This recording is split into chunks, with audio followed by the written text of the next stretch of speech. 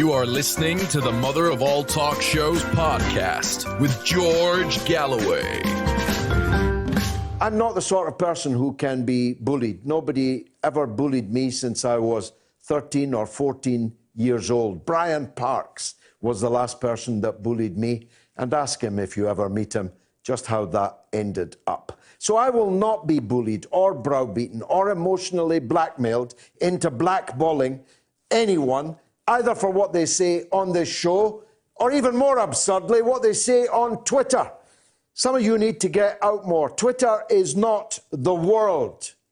And if it was, Jeremy Corbyn would already be romping home to a thumping election victory on the 12th of December. But each and every one of you know in your heart that that is not what's happening. Some people confuse with the thousands. Others, the thousands with the millions. Others, the first month of pregnancy with the last month of pregnancy. All of these are very different things. You can assemble a few hundred people to boo anybody. It doesn't add up to of beans. You can assemble a few hundred people, maybe even a few thousand people, to cheer anybody. And that doesn't add up to a row of beans either, because a general election is fought amongst well over 40 million people. And most of those are not on Twitter, or even on Twitter and Facebook and Instagram and Snapchat. The people I meet every day, all day in the West Midlands are not much occupied by ideological blood tests of other people's tweets. They're shivering in the cold and wondering how they are going to get by, and bitterly complaining, I'm bound to tell you, about Labour's Brexit policy, which I have said to you from the very beginning. Don't accuse me of just coming up with this. I told you from the beginning that Labour's Brexit policy hamstrung them, cut their tendon, made it impossible for them to hold seats in strong Brexit areas. Percent of all Labour-held constituencies voted for Brexit. 25 of the top 35 target seats for Labour to win, to form a government, voted for Brexit. And if you get 40% of the vote just 2 years ago, promising to respect the result of the 2016 Brexit referendum, and then change your mind and tell people they're going to have to vote again in a second referendum, don't expect them to be queuing up to vote for you. Vote for you. It's not the pollsters that are going to cost Labour the election. Of course, the monstrous barrage of propaganda from the mass media is truly horrific, unbelievably horrific, and worse, horrifically effective. But Labour have always fought a barrage of media propaganda. If that was impossible, Harold Wilson would never have won, not once, but 4 times. If it was impossible to punch through the media barrage, then Clement Attlee would never have won the landslide victory that he did win in 1945. It's very, very difficult, but it is not impossible. And new media, of course, allows a counterbalance to the mainstream media offensive against Labour, which is an additional factor in this general election campaign. Now, the propaganda offensive has reached new and even more awful depths. And I know that, and I know that it's effective because people come up and say it to me in the street, to me. They come up to me and say, I'm voting for you, but Corbyn's an IRA man. They come up to me and say, I'm voting for you, but Corbyn's an anti-Semite. They don't even know what that means, but they say it. They have swallowed it, hook, line, and sinker. The annual lecture by Sir Richard Dearlove, the head of the British Intelligence Service, in the run-up to and including the war on Iraq, every year for 3 years, he issues a pronunciamento which ends up miraculously on the front page of the Daily Mail, saying that Jeremy Corbyn is a security risk. Well, that'll come as news to Her Majesty, who's made him a Privy Councillor. That'll come as news to the speakers of the House of Commons, under whom he has sat for 35 years. This is a bitter, sick joke. We're not talking about Lenin here. Jeremy Corbyn's not Lenin. He's a bearded vegetarian, allotment tending, pacifistic, Quakerish, slightly left of Michael Foot, maybe not even left of Michael Foot. It's a measure of the false consciousness abroad in this country that a man like Corbyn can be so traduced as he has been so effectively.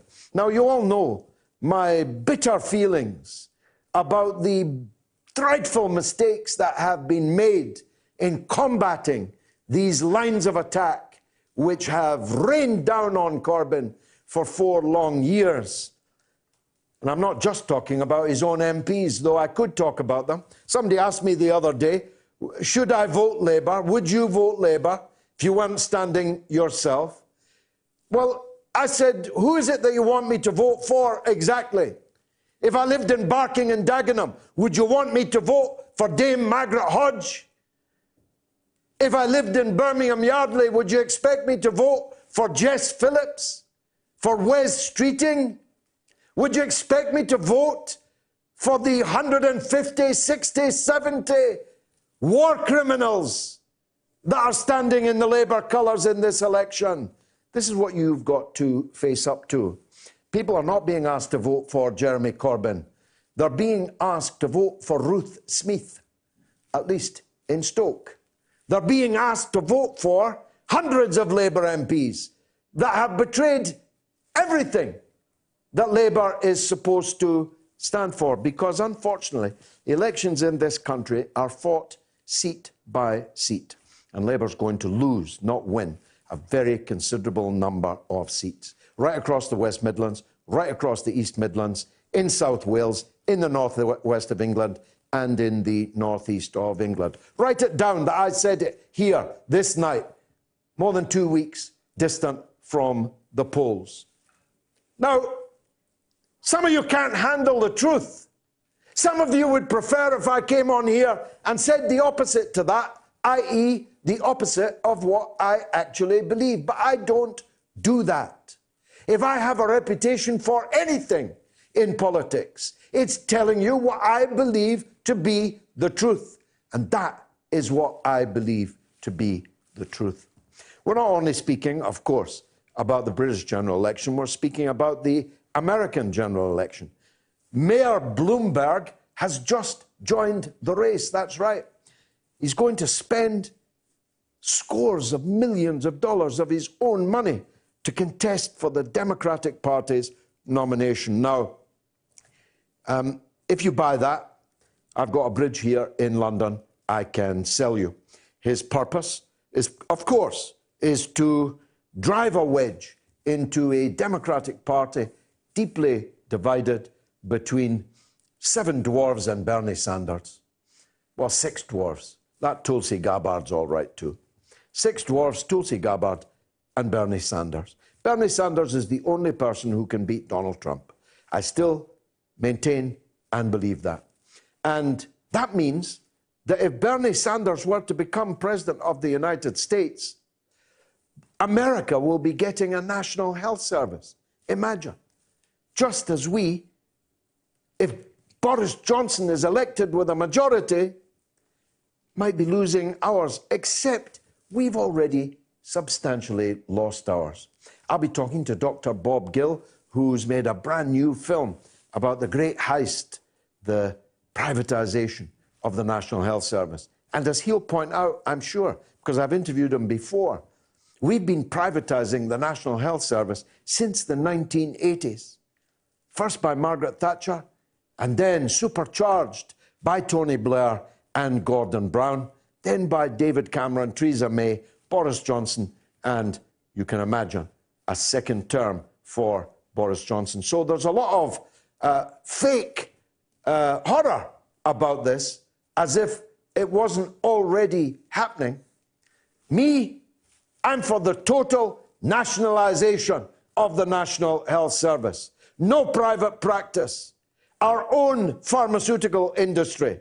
Buying our own drugs that we develop ourselves. Not making fat the directors and the shareholders of big pharma.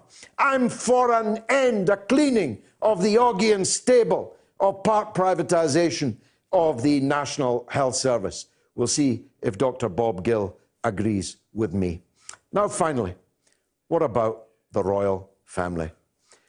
The Queen's a very old lady, long life to her. I bear her no ill will, but she doesn't deserve the family that she has got and sometimes married into.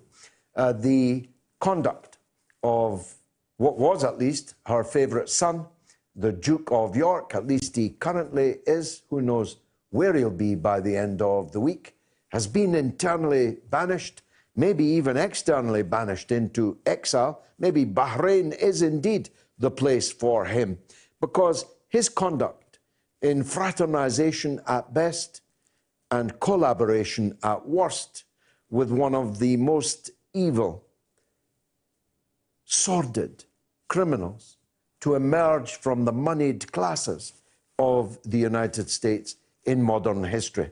I refer, of course, to Jeffrey Epstein. Now, we have been ahead of the curve on the Jeffrey Epstein case. We've been following it right from the very beginning, when most people didn't know how to pronounce his name, and some people still don't. It's still a controversial matter. It's Epstein, Jeffrey Epstein. He is, I presume, dead. One must presume that he committed suicide. One must presume, if one is not a blithering idiot, that his suicide was facilitated by the state, which was worried about what would emerge about his true role and his true employers in the course of decades of dirty deeds, dirty business. And the fact that one of the Queen's sons was in and out of Epstein's townhouse, like Piccadilly Circus, like a railway station, is very troubling indeed. In fact, it's now begun to be an issue in the British general election, raising for the first time in a long time the question of, can the British monarchy survive? So I've got a poll question for you, and it's about Epstein's girlfriend, Lady Ghislaine Maxwell, the daughter of Robert Maxwell, once upon a time an adversary of mine. And like most of the adversaries of mine, he came to a sticky end. Here's the question. Where is Ghislaine Maxwell? A, dead. B, Israel. C, working in Woking in Pizza Express. Caleb Maupin is my favorite US correspondent. He's a speaker, he's a writer, he's a political analyst. There's no one better to go to ask what's happening on the US political scene. And he joins me now via Skype. Caleb, thanks for coming on the show. Sure, always a pleasure to be here. Now, let's start with the breaking news that the multi-billionaire Bloomberg has joined the Democratic Party race. How does that compute? Well, it's certainly not a surprise, because anyone who paid attention to the Democratic debates that have recently been happening has been hoping that some kind of wild card could be played. It seemed almost like the Democratic Party at this point has a strategy of boring the American people into voting for them. Really, the fifth Democratic Party debate here this month, November, was the most boring debate people have seen in a long time. These impeachment inquiries taking place on Capitol Hill are also quite dull. Donald Trump, on the other hand, is a reality TV star who knows how to keep the American people watching his every move, tuning in, keeping them excited. So you had to wonder, what were the Democrats going to do to try and get some more interest in their side of this upcoming presidential election? Because the American public seems largely bored by what they have to offer. Now, perhaps there's some psychology there we don't understand. Perhaps boring the American people somehow will subtly get into their minds and get them to support them. We know the Democrats have lots of millionaires and billionaires backing them who research this kind of thing. But perhaps Bloomberg's entrance into the race, Bloomberg, the former mayor of the city that I'm in right now, New York City, perhaps that'll make the Democratic camp more exciting and interesting to the American public. Well, I mean, let me ask a question which is obvious, at least over here, but perhaps that's our ignorance. How does a billionaire like Bloomberg qualify as a Democrat? Most people in this country, Britain, imagine that the Democrats are vaguely like Labour, blue collar, for the poor and the minorities and so on. This man had a shocking term of office as mayor of New York City, didn't he? Well, indeed, and he wasn't a Democrat when he was here in New York City. The Democratic Party of New York City, you can go all the way back to the Tammany Hall machine, and it's very much, the institution, the ruling institution in New York City. When Bloomberg came in, that was seen as a continuation largely of the Giuliani leadership, where it was, the Democratic Party, the labor unions, and the Tammany Hall Democratic Party leadership in this city kind of being challenged. But Bloomberg is very liberal, very associated with LGBT rights, very associated with environmentalism. But at the same time, he was very, very strongly opposed to laws that would require a minimum wage for contracted companies that did business with New York City. He very famously compared such a law requiring companies that did business with New York City to the Soviet Union. Basically, he said that we can't have a guaranteed wage. We can't require companies to pay decent wage because, look, the Soviet Union fell. So clearly communism is not the answer. Very bizarre. He also got quite a bit of flack for an ad campaign in the subways of New York City urging teenage mothers not to have children. And the ads were particularly harsh, and they seemed to almost target ethnic minorities. People saw them as almost Malthusianism. These ads basically urging, low-income people and ethnic minorities not to have children, kind of shaming teen mothers. That was quite a controversy. Also, he's known worldwide for the infamous soda law, restricting the size of soda that you would drink and soft drinks. But he was also known for being quite harsh on the Muslim community of New York City. Bloomberg being an outspoken supporter of Israel, and the NYPD having to watch a very anti-Islamic film called The Third Jihad in their training, a film that was widely criticized by even strong supporters of U.S. foreign policy. The Bloomberg administration is associated with a lot of things that many liberals in New York City and elsewhere wouldn't be particularly fond of. However, Mayor Bloomberg is trying to show that he's more of a liberal Democrat. He recently went to an African-American church and apologized for what was one of the key policies of the New York City Police Department under his leadership, which was stop and frisk. No, I mean, it's very easy. It's very easy, Caleb, to be liberal about to the working class on wages and conditions and so on. We know that kind of a liberal here. But how much of his own money is he going to put into this race? On my Twitter feed, we'll try and get Caleb back because I'm fascinated by the entry into the race of Mayor Bloomberg and wondering if that forecloses the possibility of, believe it or not, a rerun by Hillary Clinton. Because many people whose views I respect were very strongly of the view that Hillary Clinton was about to enter the race. The argument would be, look, these seven dwarfs and Bernie Sanders are just not going to do it. We need some big star quality. Joe Biden is 20 years past any star quality that he might once have had. None of the other new stars that they predicted have risen to the challenge. And so if we're not careful, the argument would go, we'll end up with Bernie Sanders. And if Bernie Sanders wins, well, we'll be the Soviet Union. to coin a phrase. So we've got Caleb back now. Let me ask him that question. Caleb, I'm wondering if Bloomberg's entry forecloses the possibility of a Hillary Clinton rerun. Most people find that almost unbelievable, but a lot of people thought that it might well happen. Does it foreclose that right for a start? It seems to. The forces that would have wanted Hillary Clinton as the Democratic nominee and as the presidential candidate seem to be putting themselves behind Bloomberg. Now, earlier, there was talk of a run by Howard Schultz, who's the owner of Starbucks. And Bloomberg very famously said that he would back Howard Schultz if Bernie Sanders got the nomination. That Howard Schultz and Bloomberg both said that Sanders was unacceptable, that they would do everything they could to defeat Bernie Sanders. And it seems Bloomberg entering the race is an expression of the anyone but Bernie sentiments among a lot of very wealthy Democrats who don't care for Trump, but they're far more afraid of any kind of social democratic or populism from the left. How much money will Bloomberg put into this, and will that money make a difference, Caleb?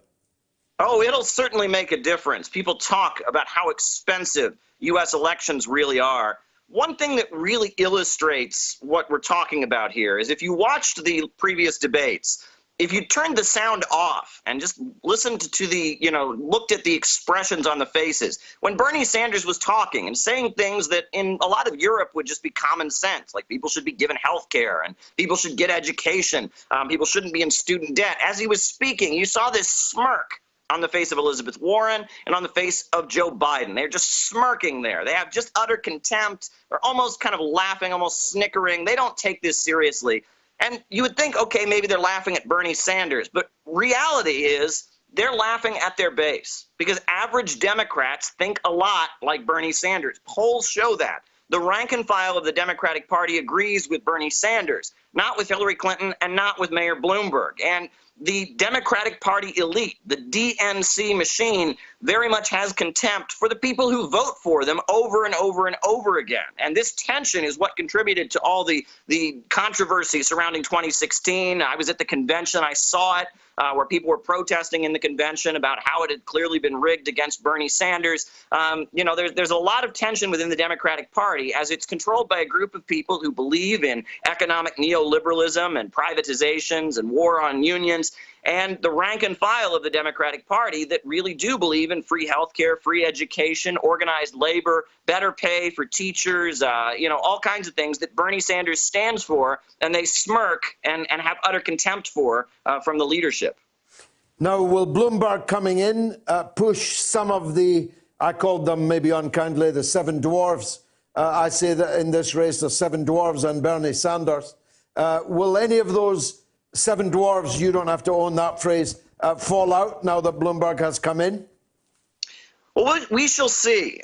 It seems like, if you'll notice, Kamala Harris, if you watched the last debate, it almost looked like she'd aged 10 years since the previous debate. I mean, she's still recovering from the Tulsi Gabbard takedown that she endured, where Tulsi Gabbard called out Kamala Harris for the fact that she tried to keep an innocent man on death row, that she was basically the queen of the military or the prison industrial complex when she was running California. And she, came on the debate stage and she gave her rebuttal or response to Tulsi Gabbard. And it was like all she had on her was, God forbid, she had met with Donald Trump. Oh, my goodness, she had criticized Barack Obama and his foreign policy. And it showed that Kamala Harris, who was someone that many of the people that I'm sure are now backing Bloomberg had put a lot of faith in, this former prosecutor and now senator from California, Kamala Harris seems to be finished. The poll numbers show that she is just not of interest any longer. They weren't particularly nice to Tulsi Gabbard. They've accused her of being a Russian operative. They weren't particularly nice to Andrew Yang either. And Andrew Yang is another candidate that seems to be out of favor. He got less than 7 minutes, I believe, on the debate stage, whereas Bernie Sanders is now a pill that they almost have to swallow. They have to allow him because he has so much support among rank-and-file Democrats. This is going to be an interesting race. Now that Bloomberg is in, the Democratic side seems to have some possible interest in it. But Bloomberg, many people in the city that he ran. He ran it during the Occupy Wall Street protests. He oversaw the brutal crackdown on Occupy Wall Street protesters. This is a man that has a lot on his record that many rank and file Democrats approve of. Final question, and I'm grateful for your time as always. How will Trump be viewing all of this? Who would he most like to fight, and who would he least like to fight? Well, I think that Trump would very much like to run against an establishment Democrat, because Trump's entire image is that he's a maverick, that he's a wild card, that he's fighting the status quo. He's, turning up the apple cart and draining the swamp. And Bloomberg is somebody that Trump knows very well. I mean, where is Trump's real estate career? Where does that come from? Here in New York City. So I think a Trump-Bloomberg race is something that Trump would be very well prepared for. However, something coming from the left, someone who could also have that kind of maverick and rebel image, but coming from the left, is something that Trump might not be as prepared to go up against. We know that during the 2016 election, Fox News desperately tried to organize a Sanders-Trump debate, and the Trump camp wouldn't have it. They just wouldn't have it. The idea of Trump and Sanders on the same stage together is something they were terrified of happening. And I think that fear is still well within the White House and within the Trump camp. Will he survive the impeachment challenge, Caleb? I think he will. I don't think that the Democrats have the energy in their side to remove him from office. But that said, things have been changing in the USA very rapidly, right? It may be that things rapidly shift. But as it stands currently, the energy to impeach Trump is coming from the Democratic side. But the Republicans still have the Senate majority, and they don't seem to want to remove Trump from office. Caleb Maupin, as always, a pleasure, an honor to have you on the mother of all talk shows. Thanks very much indeed for joining us. There is a poll. Where is Ghislaine Maxwell? Is she A, dead? Is she B, in Israel? Is she C, working in Woking in Pizza Express? Now, Hong Kong went to the polls today. Municipal election, a record turnout, 69%. This follows what seems to have been the best part of a year of rioting, the destruction of public and private property, the assaulting of supporters of Chinese rule in Hong Kong with extreme prejudice. I watched a video, I wish I hadn't, of one man, a supporter of China, literally being set alight. I wonder if these polls will produce any change in the political governance at a local level in Hong Kong. I wonder what China is planning. Now, our guest is with us. He's Tom McGregor, though actually he's Thomas Polkin II on my leaflet, but it's Tom McGregor here. Tom, that's your pen name, I presume. I'm grateful to you for joining us. Tell us first, if you would, the situation on the ground on Election Day in Hong Kong. What can you say? Well, sure. Thank you for inviting me to your show. From my understanding, there was, as you mentioned already, there was record turnout, and I had checked the news a few minutes ago, and it looks like a lot of the pro-democracy candidates had won the election, and pro-Beijing candidates were not very successful. Basically, it seems as if the Hong Kong people are just, I wouldn't say they're supporting the riots, but they're just, it seems as if that there is a very strong message that they are very supportive of this pro-democracy group. And it's what I'm going to be curious about is those who were elected, are they going to solve the problems of Hong Kong? Are they going to be able to end the riots? Are they going to be able to end the violence? If they do resolve that, then they're doing the right thing. But it really depends on what is the real solutions. Are these candidates going to be successful? I am not sure yet, but we will wait to see. Well, of course, that is one possible route to a solution, by giving responsibility for the local government in Hong Kong to the people that yesterday were trying to burn it down. If they're going to be true to their oath and the weight of their responsibilities, perhaps that might lead to a diminution in tension and so on. On the other hand, if they're going to use the Hong Kong councils, the municipal power there, as a Trojan horse for more, that's going to be a much bigger problem for China, isn't it? Yeah, definitely. Obviously, if the riots continue and the protests and the violence gets worse, then the solution obviously was not the elections. The fact of the matter is the Hong Kong people apparently feel that they're blaming maybe the Beijing for whatever reason for the violence. I don't believe that is true. But the facts are that they did vote, and they were very overwhelming in support of these pro-democracy candidates. So let's see what happens. The fact is that it's obvious that Beijing will be disappointed. They had called me to say, just whatever. But what I am getting at is the fact is that these candidates, if they're elected, they're going to have to take the responsibility for Hong Kong. And they're going to have to create the solutions. If they don't create the solutions, they will be voted out of office next time. I think what basically is happening is, here's your chance. You've been doing all this talk about how democracy is going to solve everything. Well, let's see what happens. But the fact is if they don't solve it, they'll be voted out of office next round.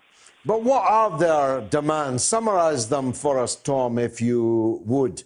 Are these transitional demands, i.e., demands that could only be conceded as part of a transformation from one system to another system, which is what they look like essentially to me.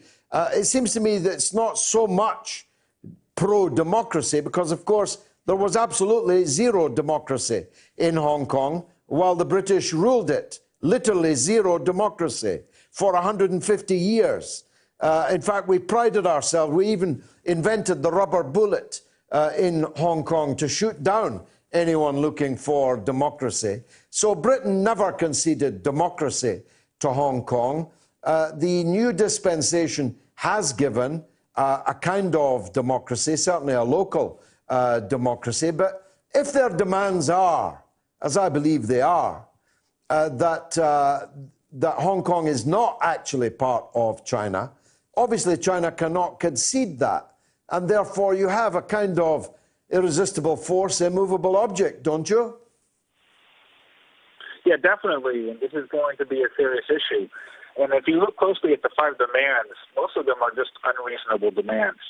They want to say that the riots are not riots, but they were peaceful protests, that anyone arrested, even if they committed crimes such as murdering someone or putting someone on fire or doing serious public property damage, that these people should get an amnesty and then it should be erased from their records. That's nonsense. People who committed crimes need to be punished. They need to face justice. Just because they say they love democracy while they set a man on fire, they should be punished for that. They should not get away with that. And also, you're right about the British. And what's interesting about the people of Hong Kong, it's almost like they're people who they always think that the grass is greener on the other side. So when it was the British ruling them, then suddenly they loved China. They loved Beijing because they were Chinese. And now all of a sudden Beijing has some control over them, and then they suddenly discover that they love the British more. Well, they're never going to be happy. There's always going to be problems, but that's the way the world is. You always have scenarios where people are always going to complain about the system, and they're going to be upset about everything. The Hong Kong people seem to be that way. Well, guess what? Now they elected all these people who claim they're going to solve everything. Well, let's see if they actually do it. Will they make Hong Kong better? Let's find out, and let's wait and see. Has China made any comment yet, any reaction to the election results, or are they still coming in? Well, they're still coming in, and you also have to be aware of it's Beijing time. I mean, this is 4 a.m. in the morning, and the results didn't come in until a little bit after around midnight. So it's going to take some time for people to digest it here in China. I think they've already had an awareness that many Chinese had an awareness that despite all the violence and the riots, that overall most Hong Kong people are not look very favorably on Beijing. So I would imagine they had already anticipated these results. It's not going to come in as a shock.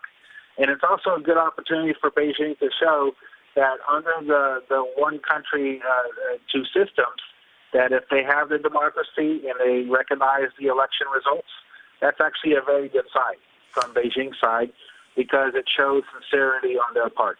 Well, I was just going to make that point. It's a strange kind of dictatorship, China, that allows Hong Kong to have these elections, first of all, and then fairly counts the votes and declares that they have lost.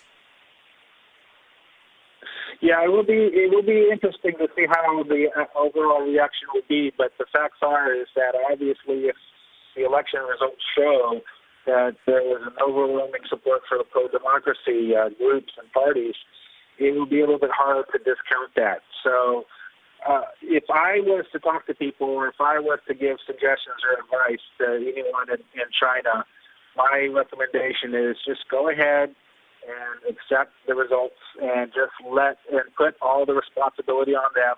They're the ones who need to resolve the riots and the protesting, and if they don't, then Beijing may need to take different measures to handle that situation. So we'll see how it goes, and I'm sure that many Chinese are disappointed, but at the same time, they have to realize that the Hong Kong voters did vote, and it was a very overwhelming results. Tom, thank you very much for your wisdom and especially for talking to me at 4 a.m. Beijing time. Thank you so much indeed for everything, my friend. I appreciate it very much indeed. That's Tom Polkin II, who is a journalist and commentator, as you could tell, a US man living and working in China. Let me know what you think of what he said. 02077 982 255. Got lots of social media to get through. I've got a couple of minutes, I think, to do that before the break. Maria Richman says Ghislaine Maxwell is at Leslie Wexner's house. He's the owner of Victoria's Secrets, or at least he was. Wisdom Game TV says hello from California. Nathan Byrne says Corbyn is a weak old man who can't control his own party. Liberal Labour / London Labour is a bourgeois joke. Forest Fire says Bloomberg is polling at 3%. He only hurts Biden. And Robert says Bloomberg could do a big one on Donald. X-Ray Vision says, George, brother, surely you're not going to risk the NHS under the Tories or the Brexit Party. You see, I don't even understand what that question means. It means you weren't listening to anything I said. I told you here, and I told the BBC, I would give you my right arm right now for Jeremy Corbyn to walk into 10 Downing Street as the Prime Minister. But I'm telling you he's not going to. And I'm giving you the reasons why he's not going to.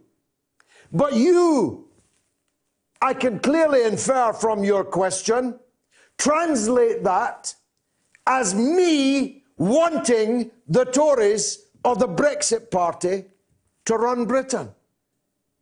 What's wrong with you and people like you? Can't you just listen? Clear your ears of your utter prejudice, hysteria, because that's what it is. Anyone who disagrees with you becomes a Tory, becomes an enemy. You really make me angry.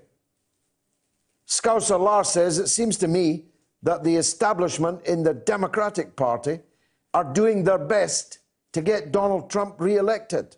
I'm sure they would all prefer Trump over Sanders.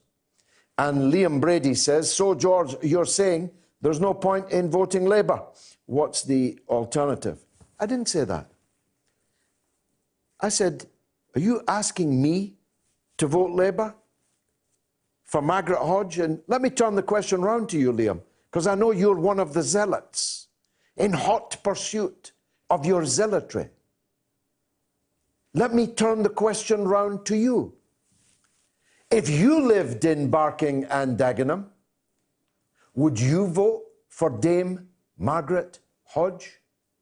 Would you? Well, if you would, there's a very substantial difference between your position and mine. This is still him. Who is this? I'm tired of George being against Corbyn now. He's been closing the polls, so I'm not sure where he's been looking. Clear to me, you've been hijacked by the right. Have you actually been listening to this show? Have you actually listened to the last 1 hour and 21 minutes of this broadcast and the hundreds and hundreds of broadcasts that went before it? Hijacked by the right? And he's not closing in the polls. Give yourself a shake. He's not closing in the polls. Labour is on 29% average. The Tories are well over 40% average. In one poll, the Tories are 17 points ahead. Don't fool yourself, or don't expect me to be a party to fooling other people. The Red Resistance. Hear what you say about Labour's chances, GG. There's a few things to throw into the pot, though. As every hour passes, a Tory voter dies and a Labour voter comes online. Labour has a brilliant ground game and the polls don't always count younger voters. That last point is true. Polls are not reliable, but over a considerable period of time, an average of all these polls is very likely to be something like the final result. I don't know about a Tory voter dying every hour. If that were true, I could not exult in it. I wish no one death, and neither should you. And I'm not sure that another Labour voter comes online. But I'll take your point that nationally, Labour has a big support amongst the younger voters, and the Conservatives have big support amongst the older voters. But here's my killer point. 50%, 50 of working class voters intend to vote Conservative. 17% of working class voters intend to vote Labour. Now, you may not care about that. For me, a Labour movement without workers is not a Labour movement at all. Socialism without the working class is not socialism at all. Young or old, it's class that counts most. And I'm telling you, and you must know it, because you're an intelligent communicator. I see your stuff. You must know that the more working class you are, the more likely you were to have voted for Brexit, and the less likely you are to be voting Labour in the general election. Now, that doesn't count on a big national public opinion poll as much as it counts on the ground game in the individual constituencies, in the Redcars, in the Dudleys, in the Birminghams, in the South Wales. That's where it counts. In our system, if you lose by one vote, you've lost. Robert Durbin says by email, why can't we all just get along? And Dr. Fath, URS, says, explosive start. I hear Pizza Express, in honour of Prince Andrew, has created the Pizza Royale. It has plenty of dough. Very good. Is oily, cheesy, and full of baloney. That is the tweet of the night so far. Scouser Lars says, Blair and Mandelson inside Corbyn's Labour, whilst you and Livingston are outside of it. Really? This has been Corbyn's greatest error, in my opinion. The appeasement of enemies in Labour may well be his undoing in this election. I hope I'm wrong. Red Resistance again says, I don't know where Ghislaine is, but I guarantee she won't be taking any late-night relief over the back of a luxury yacht anytime soon. This a reference to the watery fate of her father. Your vegan coach says, George, let's just say miracles of miracles, that Corbyn wins the general election. How likely is it, in your opinion, that he will be able to implement his policies without the Blairites trying to impede every move he makes? I'm treating that as a rhetorical question, Coach, because I know the answer to that, and so do you. The blind leading the blind says, monarchy, if the Queen had any sense of leadership, would she have not voiced her opinion on the many atrocities, scandals, wars carried out on her behalf throughout her reign? A head of state who has, for the most part, totally slipped under the rug. Why? Well, there's a new series of The Crown. I've watched all the series up to now. It's pretty fascinating stuff. It's like a walk through my lifetime. And I'm not sure that's entirely fair, because we have a constitutional monarchy, and we wouldn't have one for long if the Queen piped up with her own political views in public every time there was a controversy. Roya says, British monarchy survived Diana's history. They'll survive this one too. Prince Andrew do much better with his connections around the world. Maybe he's not royal. And JPT Cartoons says, I reckon Ghislaine Maxwell could well be somewhere in Windsor. Wouldn't that be funny if she was holed up in one of the many rooms in Her Majesty's houses? Next Saturday is the premiere of a film worth waiting for. It's made by Dr. Bob Gill. We showed you some of the footage last week. It's the great NHS heist, and Dr. Bob joins me now, and I'm very grateful to you. Bob, I was with you at the beginning when you were heroically trying to raise the funds and awareness in order to make this movie, The Great NHS Heist. What I'm particularly interested in is what tense this is written in, because you're not saying that there will be an NHS heist if such and such a thing happens. A trade deal with Washington, for example, or a renewed term of office for Boris Johnson. It's written, to me, in a tense which suggests this heist is already underway. Have I got that right? You're spot on, George. This heist has been going on for 30 years. Consecutive governments had played their part. And what we're trying to do with the film is to say the job isn't completely over. Public awareness is key to stop this from going any further. But the work has been done. Margaret Thatcher set the ball rolling. She introduced an internal market. She started to outsource essential services, cleaning, catering.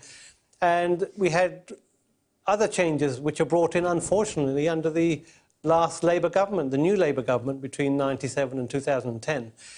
Rather than reversing Thatcher's privatisation, they ran with it and they introduced the monstrosity of private finance initiative, which is a way of saddling the NHS with debt to justify the asset grab that is going on at the moment. And the other things that Tony Blair enabled was, for the first time ever, the outsourcing of actual medical care, using the excuse that the private sector, our friends in the private sector, were just helping us out over a temporary problem. But the reality was that his hospital building programme also contracted down the NHS. The number of beds dropped by a third every time they built a new PFI hospital. So he was responsible for the biggest hospital bed closure programme. Bigger than Thatcher. Bigger than Thatcher, yeah. More privatisation than Thatcher. More privatisation, and he got away with more because everybody on the left had their guard down and they felt for his charisma, you know. I think that's an important point to make because, of course, to coin a phrase, Tony Blair didn't hijack the Labour Party. He was elected as its leader. And the Labour Party, overwhelmingly, with some honourable exceptions, Jeremy Corbyn being splendidly one of them, the Labour Party went along with all of these private public partnerships, PPPs, PFIs. They went along with the outsourcing. They went along with the privatisation, which they now seek to terrify us with.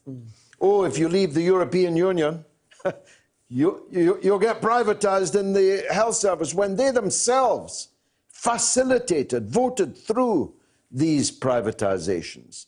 I think that's a pretty big lesson for people. Well, it's a shame. They're in a bit of a spot because in order to awaken the public, they need to educate them as to what's gone on. Now, if you leave a key 13-year period out of the story, it doesn't make sense. So it has to be presented as a new threat. But the reality is 9 out of 10 of the steps have already been completed. The guy in charge now, Mr. Simon Stevens, formerly of United Health Group, which is America's biggest insurer, is leading the NHS. There's no mention of this guy. So we have the NHS run by an insurance man who is forcing through reforms as we speak in general practice, which will effectively destroy general practice, and there's nothing coming from the Labour Party. So this is a concern.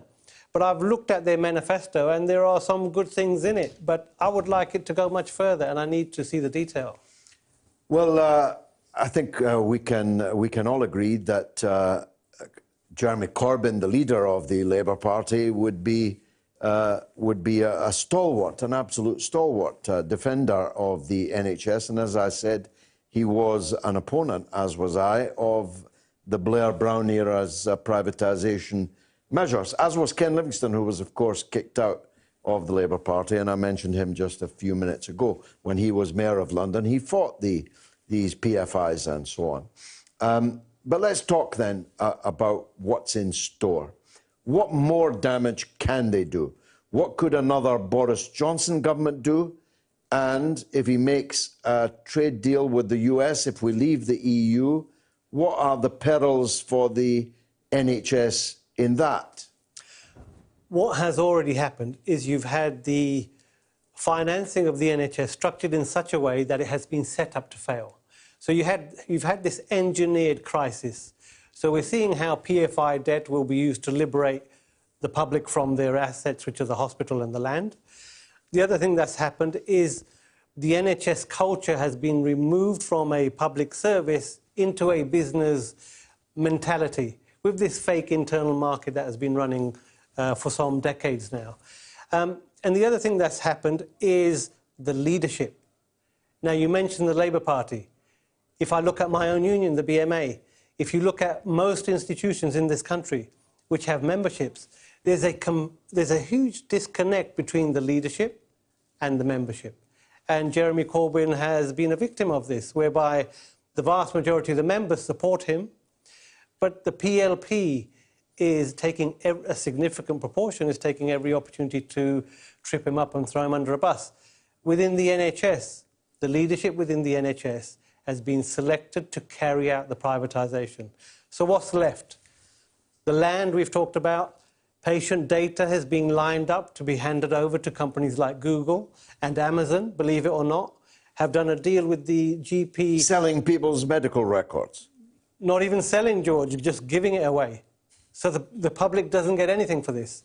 But fundamentally, they're breaching patient confidentiality. This is a huge can of worms which nobody's talking about. But what remains to be done is the insurance industry to grab control of NHS budgets, which at the moment, 20% go to fund hospitals, 80% goes to fund general practice, and most of that is recirculated via the hospital. You need to introduce the insurance industry into that flow of money. And Simon Stevens has developed a brilliant way of conning GPs into signing up to a new contract, which is a network contract, which will over time see their list, because money follows a patient, will see the control of their capitation list given over to the control of the insurance industry. And that's what lays ahead in the next 2 or 3 years if Boris Johnson gets his way. What does that mean for the individual patient? What impact on their lives and treatment would that have? Fundamentally, you can't make money out of healthcare if you want to do it well. So what private healthcare does, it avoids complicated patients and it avoids people who can't afford to pay. So if you can't afford to pay, you may be able to access Skid Row remnant NHS services that they haven't managed to give away. If you are well off enough to get insurance, well, you are the target of all of this. As long as you keep paying your premiums, you'll be fine. When you get sick with something relatively trivial, they'll pay up. When you become sick and expensive, like with a cancer, there will be a limit on the funding and then you will be abandoned. So the targets of these reforms aren't the poor because nobody cares about them. The targets of these reforms are the middle class. So there is a sort of enlightened self-interest for everybody in this country, irrespective of their income, to defend a universal publicly provided service, because without it, they will be gouged and abandoned when they most seriously need health care. The more you talked about it, the more American it sounded. And yet, here we have Bernie Sanders, and dragging some of the other candidates in his wake with him, campaigning effectively on bringing the NHS to the United States. Wouldn't it be the ultimate of ironies if America got an NHS just as we lost it? Absolutely. It's mind-boggling. What I want to do with my film, and the reason we went to America to make the film, part of it, is to point out this irony that we're going in one direction and America's trying to go in the other direction. The other similarity we share with America is how corrupt our politics has become. So effectively, the corporations buy legislation by sponsoring senators and politicians in America. Well, here we have the revolving door. And when the Health and Social Care Act went through in 2012, something like 200 parliamentarians had direct interest in private health care. So the similarities are growing by the day. Including former health secretaries. Absolutely. So you have Alan Milburn, who has private interests. He was a Labour health secretary. He was a Labour health secretary. The other Labour health secretary, Patricia Hewitt, who went on to work in private health care. And Stephen Dorrell is another one who works for, I think it's KPMG, who have been advising and facilitating and propagandizing for these privatisation. So in Britain, you don't get the money up front, but you've got a guarantee of a good number once you come through the revolving door. It's far more sophisticated than brown paper bags. That's very British. So 1980s. Now it is the memberships of boards, shareholdings and consultancies. Now, how can people watch your film? I mean, I know as a filmmaker myself, it's exceedingly difficult to get into cinemas. But there are many other platforms, many other ways. Give us how people listening and watching this now can get the Great NHS Heist. Well, first I'll encourage them to register on our website so they will know about updates, which is thegreatnhsheist.com. We're hoping that on the 30th we will launch this on Vimeo, which is a platform, and it will be a pay-per-view setup to start off with, just to recoup and help us publicise the film and hopefully hold other screenings. But in order to preserve my sanity and marriage, once I've done the launch, I'm going to hand it over to local groups to say, put on a screening. I'm happy to come and do a Q&A afterwards, but please do not wait for others to do this. We've given you a tool of information that you will not see on mainstream media, that you need to use to wake people up, irrespective of the class, because everybody will lose if this carries on. Well, I think it's a fantastic job that you've done. We need to get it out there. If there's anything I can do on social media, on this platform and others, to draw people's attention to it, of course, I will. I wish you all the best. What time is your red carpet. I'm assuming I was invited, but maybe that's You were definitely invited. You were top of the invitation list. Thank you. What time is it? 3 o'clock. It will start at 3, and we will have a small Q&A at the end, very brief, and then breathe a sigh of relief that it's all gone well. It's all gone well. Well, I won't be able to be there, but I'll send a representative. I'll be elsewhere, otherwise engaged, but my heart will be with you, and anything I can do, Bob. Thank you very much indeed. Thank you. Not just for coming on the show, but for making this really important film, The Great NHS Heist. And you can register now on the website. That's greatnhsheist.com. There's another poll. It is, whose Christmas ad campaign should Prince Andrew front? A, Lynx, B, Pizza Express, C, Tie Rack. Let me know, A, B, or C. The final result of the first poll, 13% of you think Ghislaine Maxwell is dead.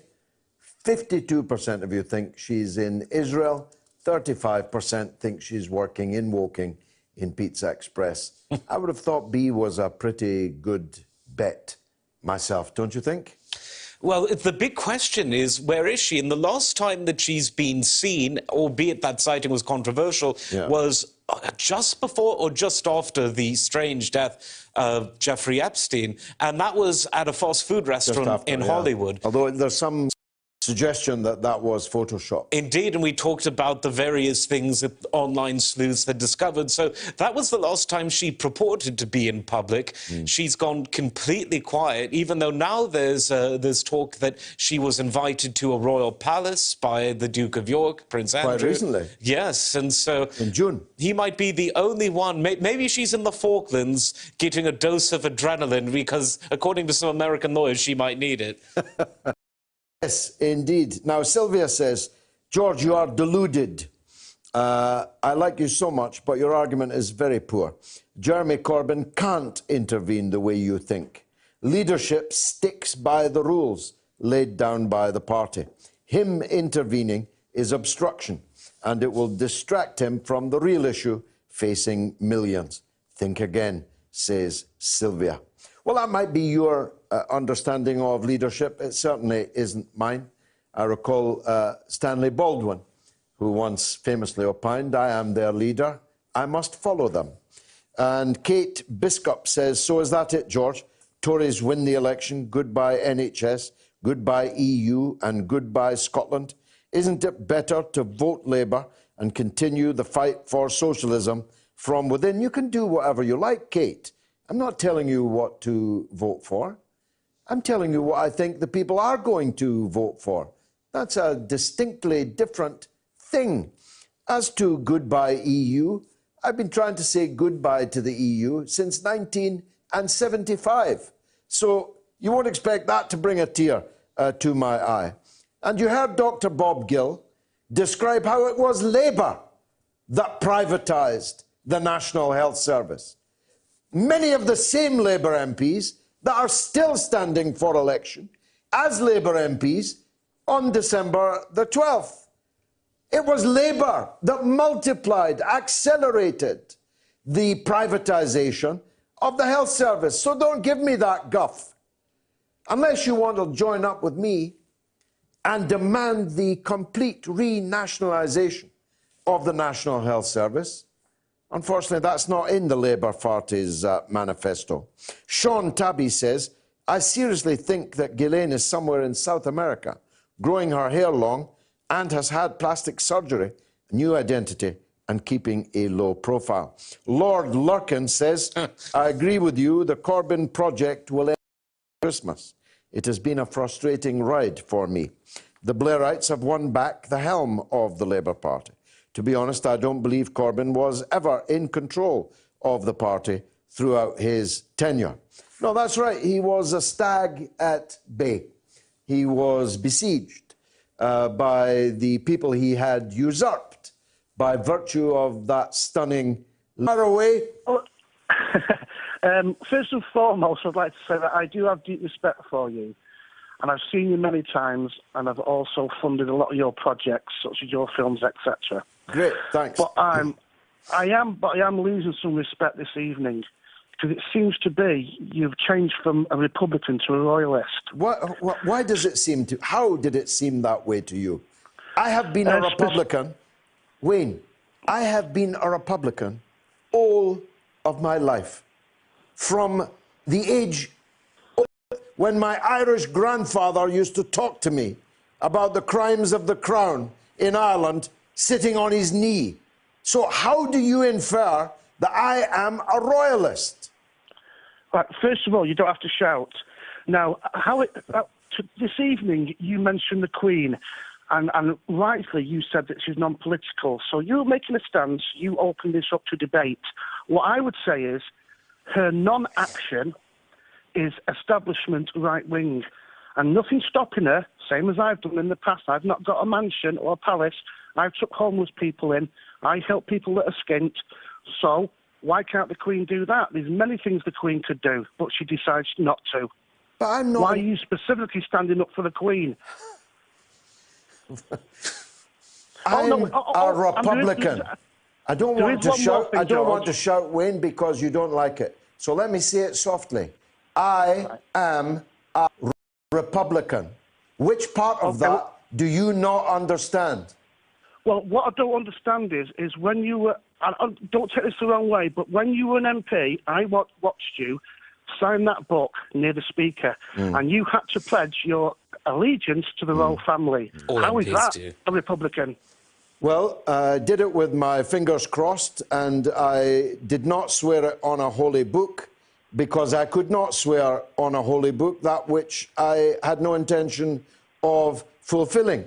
But if I had not signed it, I would not have been allowed to be a member of Parliament. And what would have been the point of that? The point of that, George, would have been that you were making a stand, and I think that would have been more powerful. I think I did better. I think I did better work in the Parliament rather than making a stand on the first day before anyone even knew who I was, and thus not a member of Parliament at all.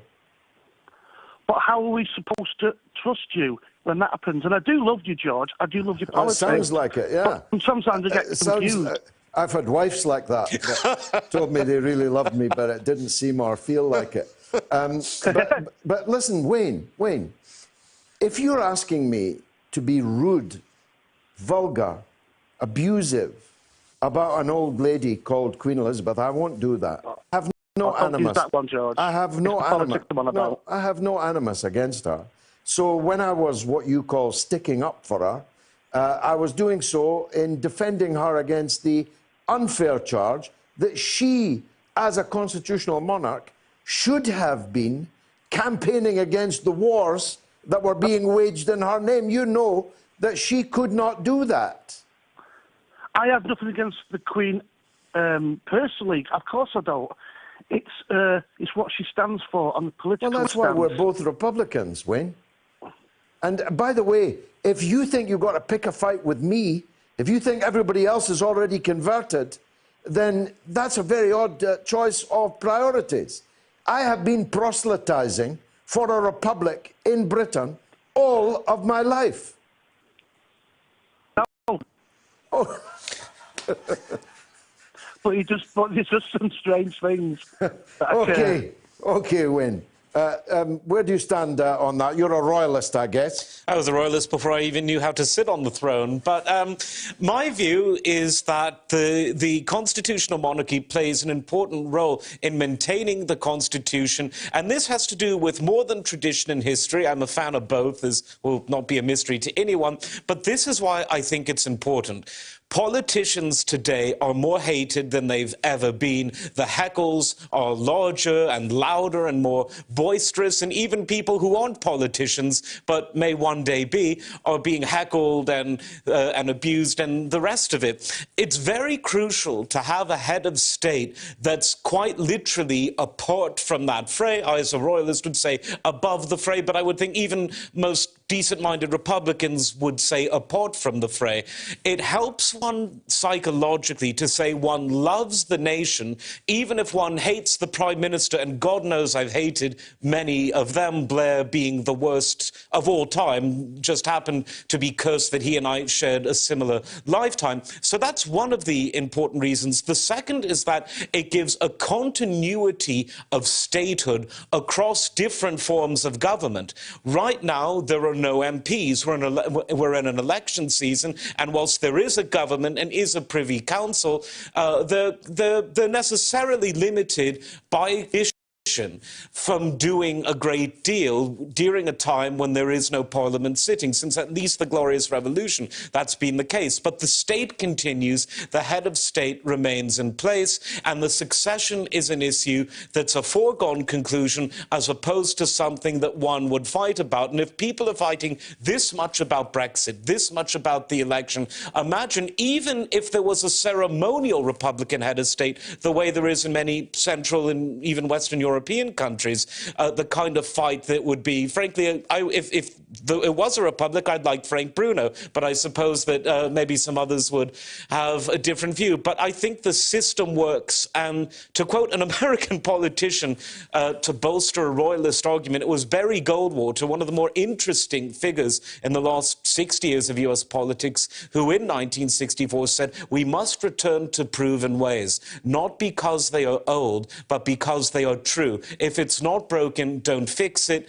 And the institution itself isn't broken, even if some of the individuals in it might be breaking a sweat sometime soon. 02077 982 255. Let us know what you think about that. Before I take this next call, let me read this email. George, I love you. I've always loved your radio programs. There's always a but coming when you hear that. But Hillary would have been better for the Palestinian people than Trump. I know you hate her. I was no lover of her. But Trump is a disaster waiting to happen. We're doomed, says Ray in Islington. Well, Christopher's on the line. He's a Trump supporter. Let's hear what he has to say. Christopher, welcome. Okay. First thing I want to talk about is Hillary. Yeah. She screwed them, too. She pretty much screwed everybody. Yeah, definitely. I thought that was her husband. I'm not... Adam thought that was her husband. Yeah, go ahead. No. If you want to know how badly she screwed over with Haiti, yeah, of course, is just one of the many countries she screwed over. Now you're in Illinois, Christopher. Tell me this. Yes. How do you react to the news that Mayor Bloomberg has entered the race? Do you think it's a game changer? He's trying to do it for the same reason everybody else is trying to do it. He's looking at prison time. I didn't know that. What is he also up on a charge? Quite possibly. There are 127,000 sealed indictments right now. Goodness me. Anyway, Christopher, tell us, is Trump going to survive the impeachment process? Considering he's going to put most of those people in jail, yeah. Well, he hasn't put many people in jail. It's mostly his people that have gone to jail. Well, yeah, that's because they're trying to get him in jail. Yeah. They figure if they can get him in jail before he puts them in jail, then they've got a shot. My but goodness. Right now, yeah, it's fun over here. Yeah, well, it sounds like it. Adam, you're a Trump man. Better than Hillary, or less bad than Hillary? I think most people would agree with that. Glass half full, half empty. Yeah. Do you think that Bloomberg changes anything? Do you think the impeachment process changes anything?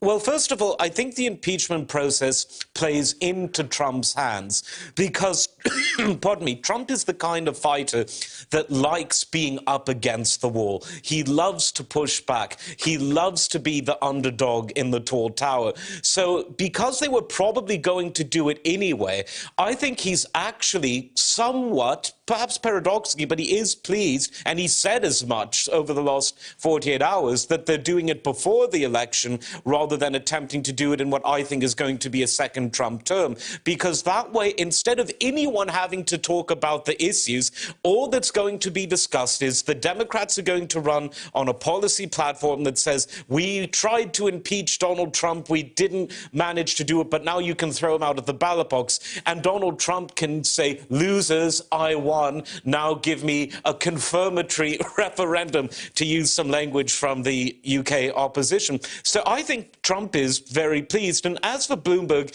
much like Trump himself, he was threatening to stand for many previous elections, and he never really did it. But I don't think that he's much of a factor.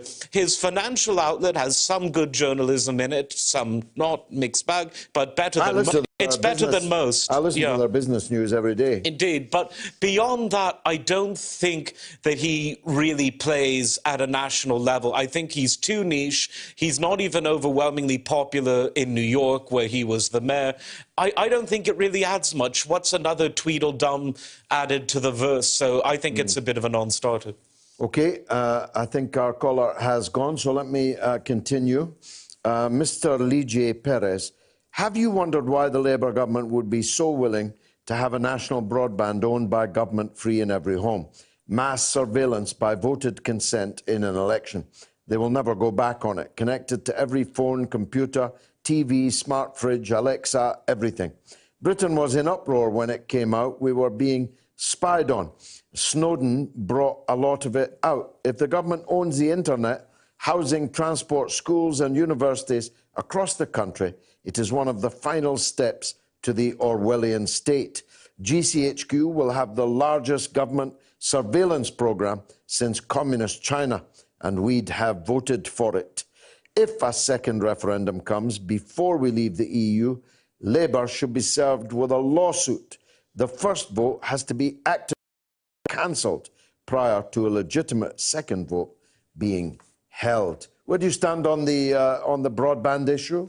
On that issue, I think it's one of the writer illustrates one of the several reasons that I'm against this proposal. The second thing he mentions, though, is more interesting, particularly to a transatlantic audience.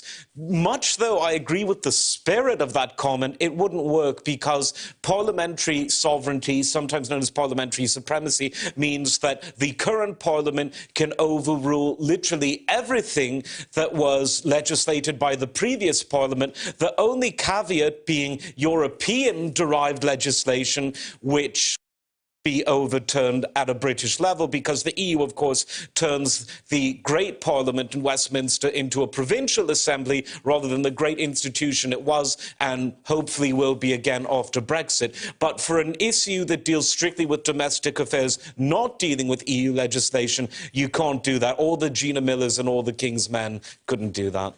Hi, big dog. It's Martin Meehan from Coatbridge. I'm waiting on a Chinese takeaway, and I hope wee Ghislaine chaps the door.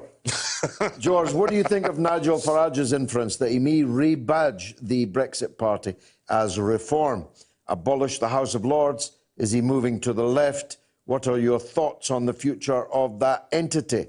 Best wishes, Alex. Well, it's a kind of new incarnation every other day with Nigel Farage now.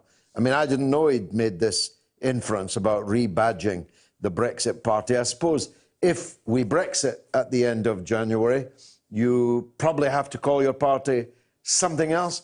But looking at the opinion polls, feeling the temperature down on the streets, I'm not sure that the Brexit Party will last beyond this.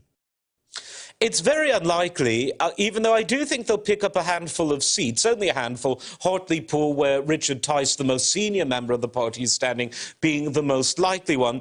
I've got money on that. Oh, I think you're going to have a good Christmas, and I think many others are going to have a very bad one.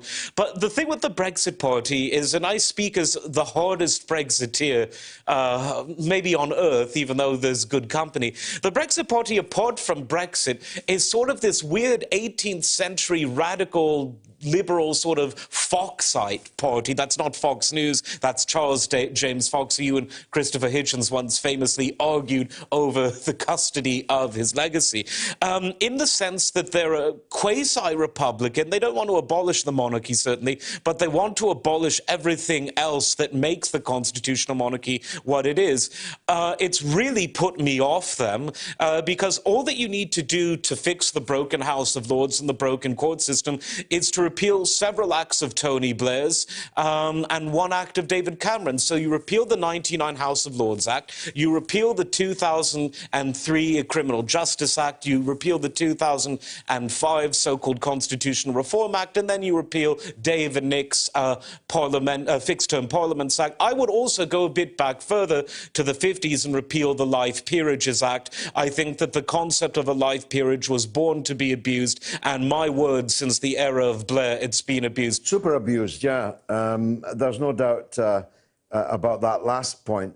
This is why you are a Conservative rather than a Brexit partyist, even though you were so Brexit, you were backing Farage rather than the Conservatives. Is that right? Well, most people were in the spring because Theresa May has as much in common with Conservatives as I do with a dietitian. So that's neither here nor there. But with Boris, we've got to an interesting stage where even though the Conservative manifesto isn't very policy-heavy, which from a tactical... Not very heavy at all. Quite. Well, from a tactical point of view, I can see exactly what they're doing, but even though it doesn't have the blood and guts that one might want from the Conservative perspective. But the thing with the Brexit Party is, if they're going to be taken seriously beyond Brexit, my advice is to take this Charles James Fox style of 18th century liberalism and run with it. Because with the Labour Party going off the rails, there needs to be some opposition, even though, as I said earlier, with a tongue slightly in my cheek,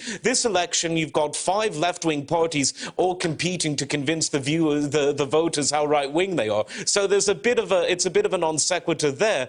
But yeah, the Brexit Party, they should just own it. If they're going to be this sort of radical type of party, run with it, because at least the Brexit Party have very good people in it. All of the Brexit Party candidates, with a few exceptions that I've encountered, have been decent people. But the leadership just need to be clear about what they are in a post-Brexit world, because Boris has really got this wrapped up. He's been particularly poor as a campaigner. I mean, I'm actually genuinely surprised. Boris? Yeah. Oh, yeah. I actually thought that Boris Johnson would be 10 times as good a campaigner as he's turned out to be. I mean, he's okay in, in a quick one-to-one, but debating, answering questions in a hostile studio and so on, he's turning out to be really exceedingly poor at that. Yeah, it's definitely his weak suit, where Boris is weirdly very good. He's a good House of Commons man, but he's very bad at these television debates. Now, I don't like to... Long before Boris Johnson even had a hope of being Prime Minister, I was against these. 1, because of their vulgarity. 2, because they're modelled on a Republican system with a strong elected head of state like America or France. They're not modelled on a Westminster parliamentary system. It's why they'd be out of place, for example, in India, in South Africa, in Australia.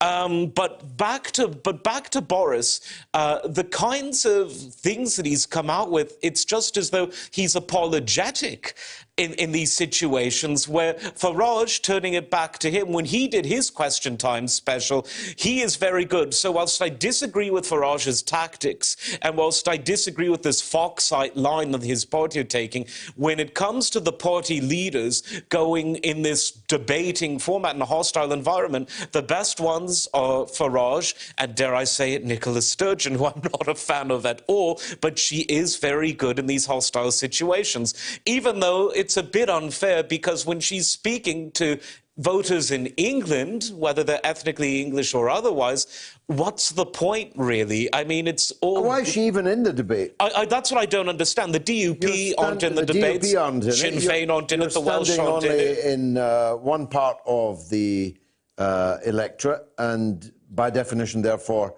nobody else can vote for you who lives. So 60 million of the 65 million British people cannot vote SNP. So why she's on the stage, I really don't know. It makes no sense to me, and for the reasons you mentioned, and also because as a party that's main goal is anti-unionist, you would think they wouldn't want to be on the debate, that they'd want a Scottish-only debate where they'd be up against whoever Ruth Davidson's successor is. I don't know the person's name. Now, I'm watching your show regularly on YouTube. Great service, thank you. I know you're occupied by the absurdities of British and US politics, but I still would like you to focus on another suicide mission of a social democratic party in Europe. The SPD at the end of the 90s had about 43% of the vote. It's ended up now about 15% and is going to select again a new leadership in December. And once again, it looks strongly like they choose the third-way Schroeder, Blair-like candidate named Scholz and his female partner. What is it, a job share? Scholz is the recent Minister of the Treasury and was, under Chancellor Schroeder, already in a leading role. Although they could choose a better, left-oriented pair of leaders, Borjans and Eskens, the media circus strongly supports Scholz. Watch out for the results in mid-December and scratch your head. Well, thank you very much for that. I don't know any of these individuals, but I do know the SPD and I do know the stable from which it runs.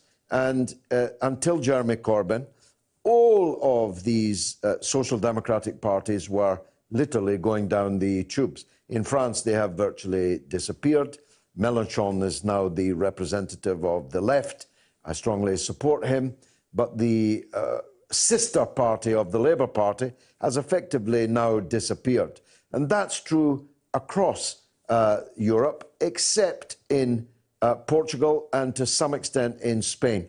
Spain, the party has now gone into coalition with Podemos, and I wish them well. In Portugal, there's a socialist-communist coalition and a Trotskyist coalition. So Trotskyists, communists, and socialists what could possibly go wrong? Control. Well, nothing so far. Actually, so do they not row as much in Portugal as they do in this country? Not as bad. Maybe they don't use Twitter so much. I don't know. But actually, that government is doing well. The Portuguese government doing better than any other in Europe comparatively. But the German Social Democrats have committed, as you say, political suicide because Blairism is the liquidation of what a social democratic party was supposed to be. And Schroeder and Blair and I've forgotten even now their names, the French pretenders who took their party to the graveyard. George, thanks for your wonderful show. As a Leave voter, it's gutting the way the decision has been ignored or watered down to such an extent that it's not actually leaving the EU at all. I support Mr Corbyn's policies, including the nationalisation of the railways.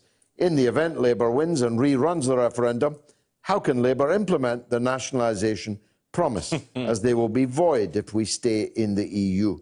Labour needs to advise the voters the nationalisation of railways and utilities is conditional on staying out of the EU. Yours sincerely, Camran in Fulham, London. That is the email of the night. Yep. It's something I could have mentioned earlier, but I'd gone on a bit too long. Much of the manifesto cannot be implemented if Britain remains in the European Union because the very constitution, the Articles of Association since Maastricht, are that all goods and services must be open to compulsory competitive tendering, open to all companies, private and public, in all the countries of the EU. Kenny says, did Sturgeon say the Scots would get no confirmation vote on her negotiated deal with the UK government after the negotiations with the UK if the Scots voted to leave the UK. I'm pretty sure she did. Yep. It's a major flaw that we pointed out before in the SNP stand on all of this. They have done everything they could to wreck the result of a legitimate referendum in Britain. Why wouldn't people try to wreck any referendum that she was able to wangle out of whatever parliamentary dispensation falls after the election? There's only one conclusion that can be drawn from this. Either the SNP, for all of Sturgeon's debating prowess, either they're tactically and even psychologically very stupid, and they're not anticipating that the same arguments they're deploying against Brexit will be deployed by unionists against Scottish nationalism if she gets her referendum. It's either they're stupid about it or they don't actually want to leave the union. And the more I see of the SNP, I see them of what I call a protest vote plus. Now, usually a protest vote is something that you vote for to make a stink, but they don't actually win any elections. And the SNP are going to sweep in Scotland with maybe a few Tory seats. The latest poll, 41 SNP, 1 Labour, the very worst of them, actually, Murray in Edinburgh. 41, 1, and the rest being Tories. So the Tories would lose a little, but not nearly as much as was originally expected, with the Liberal Democrats picking up a few seats. Yeah, and so Jo Swinson holding on to hers. Yeah, by the skin of her teeth. Yeah. But so they're not a traditional protest vote in the sense that they win elections and they know how to win elections very well. But their biggest, the raison d'etre isn't to win elections to the Parliament in Westminster. It's to break up the union, sever Scotland from the rest of the union. I'm not sure they really want it, and I can maybe, yeah. Because if they did want it, they would probably say, look, you Brexit, and then we'll use that to our advantage, saying, look, Scotland has been betrayed, we've been taken out of the European Union by the English, and all the other rhetoric that they would deploy. But I mean, all that it takes is a male version of Gina Miller in a kilt in Edinburgh who loves the Union to deploy those same tactics. I'm sure there's a male version of a Gina Miller. I hope there is. Part of me hopes there is. Frank asks, is Adam a Rangers man? You called me the most controversial man in England. Thank God the Rangers don't play in England. nor do Celtic. No, Satar Hand Dodgers, Satar Socialist, asked me to ask you earlier. You made a particularly vicious, if I may say, attack on John McDonnell, a man I have no time for. I assumed your vicious attack aimed at Alistair Campbell, at whose feet MacDonald sat quite recently, telling Blair and Campbell that all was forgiven and that Blair was not a war criminal. But if you want to, it's up to you. Let Han know, because he's a good man. Let Han know your thoughts on that, on the McDonnell. Oh, yeah. So there's many people in the Labour Party who had relations with, I'm not just talking about Irish Republican politics, I'm talking the IRA. And before I go on, one can support Palestine without supporting Hamas. One can support Israel without supporting Netanyahu and those to the right of him. One can support Irish Republicanism without supporting the IRA. One can support Irish Unionism without supporting the UDA. So now that we've got the difference between extremes and moderation out of the way, let me get to the point.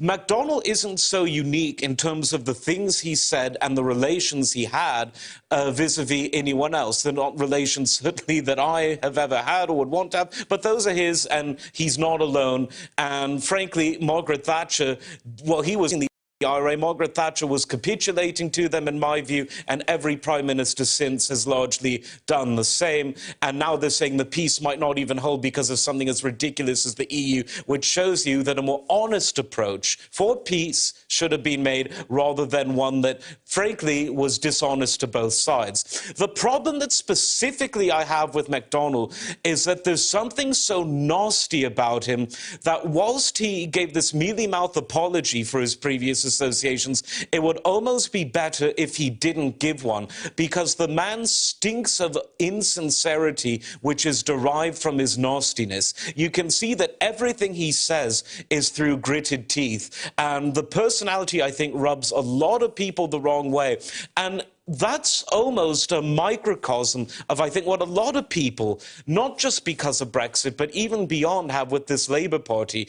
It's not so much the positions they hold, but the way in which they hold them. It's not unique to the Labour Party. I remember two controversial Tories, one Enoch Powell, one Ted Heath, one controversial in his life, one perhaps more controversial in death. And when Heath sacked Powell, he said it wasn't because of the content of the speech, which actually supported a piece of conservative legislation that was brought in 1971. It was because of the tone. And Powell, who liked music, remarked that Heath, who was something of a musical genius in his own way, even though my politics are very different, he said, it's funny that a musician should say tone. Now, I started off as a musician, much like Ted Heath, and there's something about MacDonald's tone that I really don't like. I'm not asking, and I don't, is that scientific? No, but it's a feeling, and I think it's one that others share. I am the very last man to defend John McDonnell, except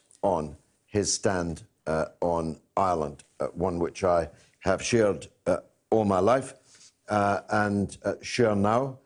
If I were to condemn him, it would be for the fake apology that he offered, described himself as part of the problem.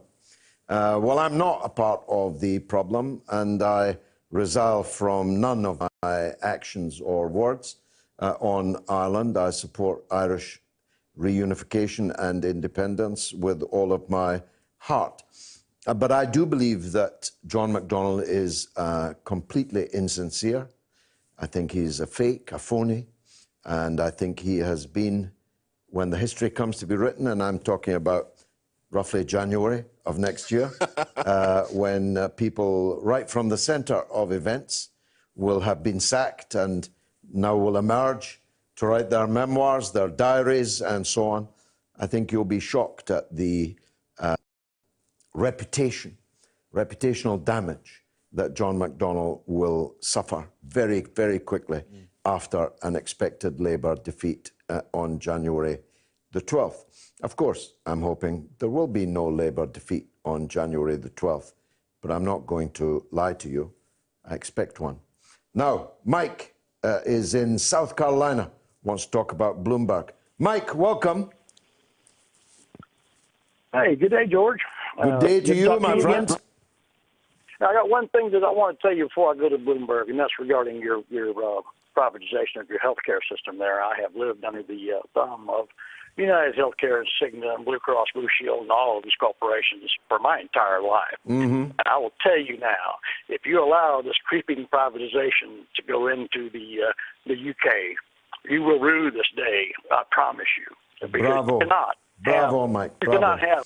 You can't have a for-profit healthcare system and expect it to deliver healthcare, because it's just the opposite. They make money off of sickness, and that's what will happen. But let's go to Bloomberg. Beautifully expressed. Well done. Let's go to Bloomberg and talk or possible entry into the race here, as well as Hillary Clinton. I mean, she talks about going in, but she's lost all of her credibility after she smeared Tulsi Gabbard on she's a military person, and she said that Tulsi Gabbard was a Russian. Is a supporter of our president here, this Trump. Yeah.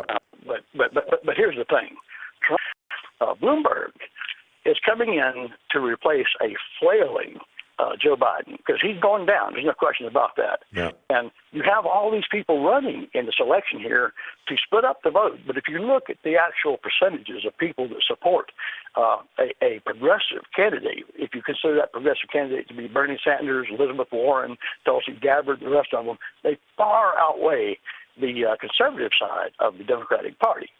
But here's what can happen. And I don't know if you remember the 2016 election, but they only too well. I'm sorry. Oh, yes. They stole the election from Bernie Sanders in 2016, and they did it by way of superdelegates. Yeah. And they counted them in every primary, which always gave Hillary Clinton the lead, although she didn't have one. It was like putting a finger on the scale. Now, this year, this election is going to be a little bit different because the Democratic Party was under such scrutiny and stuff that they decided not to use the superdelegates in the first ballot until the second ballot. Yes, that's exactly right. So that's why they put up so many candidates to more sure a second ballot. That's right, because at that time the establishment Democratic Party can pull away from the progressive side of the Democratic Party that has all the support, and that's why they're in there. But Bloomberg doesn't have a snowball's chance in hell of actually getting through this election and winning it. Okay, not a call. Either or not. Yeah, and that affected me all my childhood and most of my adult life. But what I've come to realise is that Labour are doing absolutely nothing for us. They've had control of our local councils around here in the North East for years, as you know. They were in power for X amount of years when, it's just me humble opinion, but I mean, John Smith, I believed every word that man used to say, and it sounded like he was going to make the world a better place, but he died suddenly, and then Blair was in power, and then we were just at war on that for years. Nothing changed. We were promised loads. We had lots of white elephants built around and things like that. I'm a true believer in democracy. I'm in the Labour heartland. I've 100% voted to leave the EU because I understand it for the technocratic tyranny that it is. And well, I think that's a very, very powerful call, James. So there was nothing humble about your opinion. It is echoed everywhere where Labour has been in permanent power, where councils and councillors have been corrupted by overwhelming power, by the one-party state that exists locally in so many places. The seat-for-life mentality of so many Labour MPs who never imagined that their people would have anyone else that they could vote for. As soon as the possibility came in the Brexit referendum of people expressing a clear rejection of the status quo, they took it. Adam. Well, again, it's so interesting because at this very time of night last week, we had another caller from a Labour constituency speaking a lot of sense. Yeah. And we've just heard a lot of sense because the people in Labour, I call it the North London Mafia, not because it's an insult to organised crime because mafia implies organisation. And it was Disraeli who called the Conservative Party of the 1840s an organised hypocrisy. I suppose you could call the Labour Party of today a disorganized hypocrisy, but throughout the Midlands and the North and South Wales and even other parts of Britain, there is this feeling of betrayal, and it didn't happen overnight. Brexit wasn't the camel. Brexit was the straw that broke the camel's back, and the heaving up of the straw, the gathering of this straw, really began, as the caller said, when John Smith died in '94 and Tony Blair began his project. Brexit was a wake-up call for all of the parties. Theresa May didn't hear it. Boris Johnson clearly has. Jeremy Corbyn, weirdly, used to be much stronger of a Brexiteer than Boris Johnson. When Boris Johnson wasn't particularly interested in Europe, Corbyn, like yourself, was voting against the horrible Maastricht Treaty in '92, while John Major was the hypocrite of the day who won by the skin of his teeth. But now you've got a situation where Corbyn is leading a pro-Remain party that doesn't have the decency to call themselves that. Some of them do. Some of them are carrying banners saying, vote me, I'm Remain. At an individual level. Yeah. And then there's Emily Thornbury, who went parading around Brighton. Corporal Paul Mason, there was Emily Thornbury in her EU night dress on the front And I want to take, we've got to clear the decks for a legend, as you know. The legend, that is Norma in Bristol. We've lost her. Let's go to Adil in Oregon. Adil, welcome. Hi, thank you, George. It's really a pleasure talking to you. Very welcome, sir. Go ahead.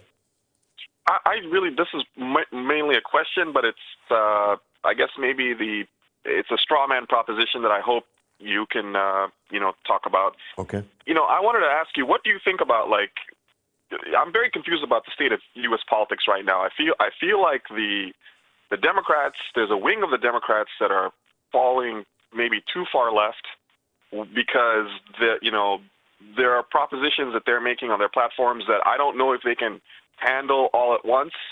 A Green New Deal. I don't know. They're projecting significant increases in average wages, and at the same time, free education, and at the same time, the healthcare issue, which for me, important. Actually, that and climate change. But how do you balance all of that at the same time? And at the same time, obviously there's a part of the U.S. that has to do with military spending and its hegemony, and I don't know how I know you've criticized the U.S. a lot of times in some of its militaristic endeavors around the world, and I actually do admit that that's the case in many cases, but at the same time, I'm wary of a lack of complete hegemony. I'm asking, what is the appropriate threshold? Because I look at the world today, I don't see a lot of inspiring, powerful actors. And to me, the U.S. is the most forthright, capable power that can keep a lot of countries in check, in line, into a bigger project of universal democracy, which I happen to believe in. So I wanted to ask, take it back. Yeah, Adil, only because of the hour, I need to bring your call to a close. I'm not sure, if you'll forgive me, whether to laugh or cry at your idea that the U.S. as a universal policeman has played any kind of benign role anywhere, least of all for democracy. The truth of the matter is the United States has destroyed democracy in place after place, theater after theater, has drowned whole populations in blood, has scarcely stopped being at war almost since its inception, but certainly since the end of the Second World War. It has overthrown elected governments. It has murdered elected presidents. It has subverted the political process in many, many countries.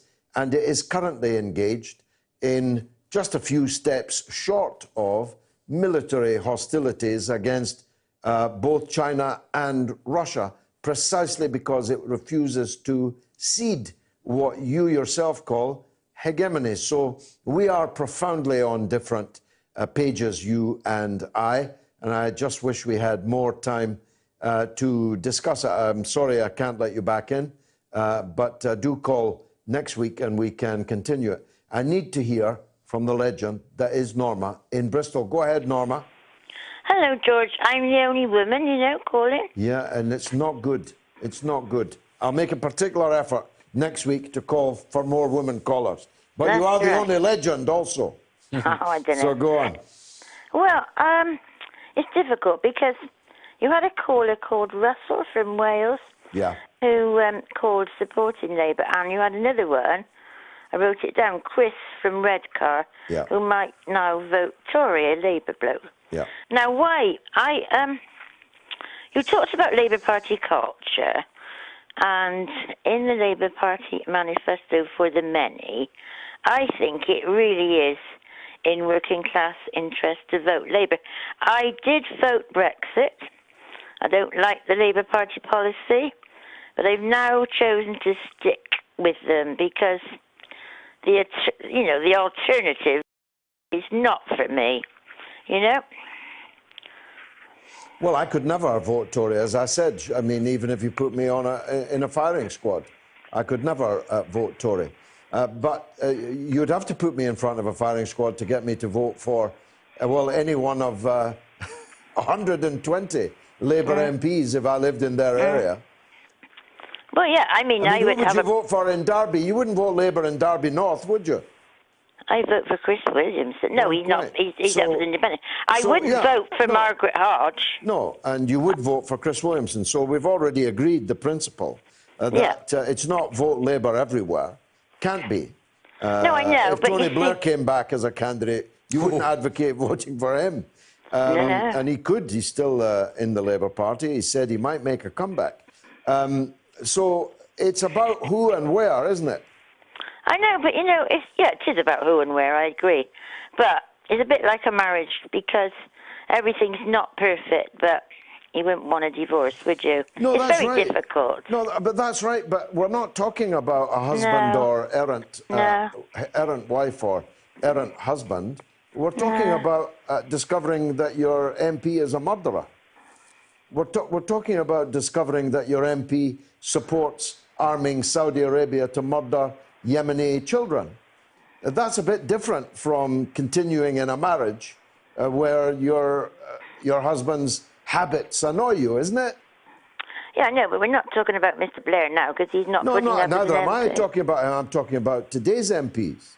120 of them broke the Labour three-line whip to stop selling weapons to Saudi Arabia with which to kill children in Yemen.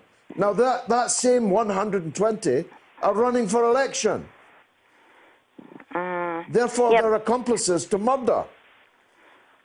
Well, yeah, I know, but the thing is, I just think that the manifesto that the Labour Party has got it's great. is okay. No, And, I'd go further.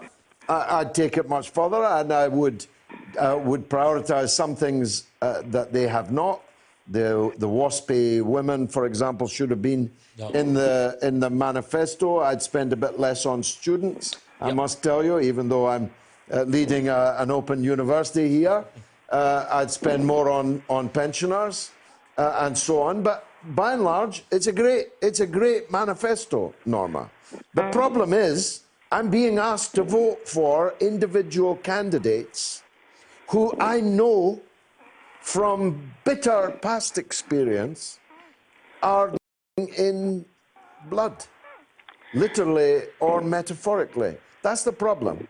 but there may be Tories who voted exactly the same. Yeah, but I would never vote Tory, so that doesn't count for me. That doesn't count for me. Anyway, Norma. It's difficult. It's very difficult. Yeah. Everyone must make I have decided to vote Labour. up their mind. Okay, you've decided to vote Labour. I'm voting for me, but that's another matter. Thanks very much indeed for that call. The second poll has closed. Links is the ad campaign for Christmas that Prince Andrew should front up. Now, that's the obvious one because he says he doesn't sweat and therefore it couldn't have been him, Your Honour. So a third of you think he should advertise Links. 61% of you think he should advertise Pizza Express. Pizza Express were on the rack, you know, before all this happened. There was talk of them going into administration. I'm not sure if this is good publicity, Adam, or bad publicity. There's no such thing as bad publicity. Perhaps not. Perhaps it will help. Let's look at the next annual results of Pizza Express. Tyrac, only 5%, but then only old fogies, young fogies like Adam wear ties any longer. Well, only when I'm in London, not when I'm at Mr. Epstein's house in Florida. Not when you're out ratting in the countryside with your aristocratic friends. Well, look, it's been marvellous for me. I hope it was for you. And if it was, come back next week at the same time, same place, for the mother of all talk shows. Good night.